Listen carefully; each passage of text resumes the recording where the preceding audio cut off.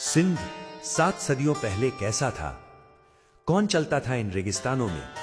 कौन हुकूमत करता था इन शहरों पर? और कौन सी कहानियां दुनिया तक पहुंचती थीं? सन 1333 हिजरी नहीं, बल्कि 1333 एडी एक मुरक्कन मुसाफिर यहां पहुंचा।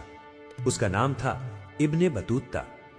वो 30 साल का सफर कर रहा था, मगर जब वो सिंध आया तो सिर्फ गुजरा नहीं, उसने देखा, उसने लिखा, उसने महसूस किया।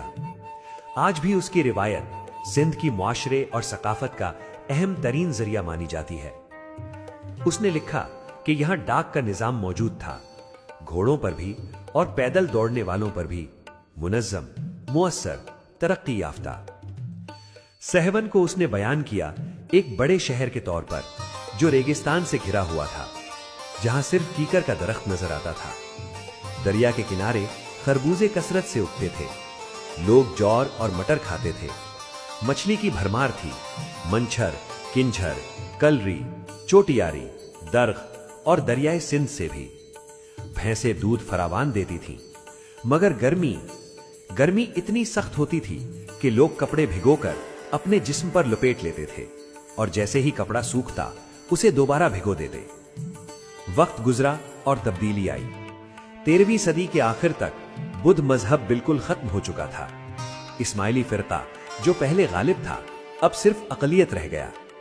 बाकी रह गए सुन्नी इस्लाम और हिंदू धर्म, और दोनों काफी रोशन ख्याल नजर आते हैं। लोक कहानियां एक बात वाजे करती हैं, जात शादी के इंतखाब में रुकावट नहीं थी। मलिकाओं और शहजादियों दरबार में हाजिर होती थीं, रियासती मशवरों में हिस्सा लेती थीं, मशवरा देती थीं और उनकी राय अहमियत रखती थी।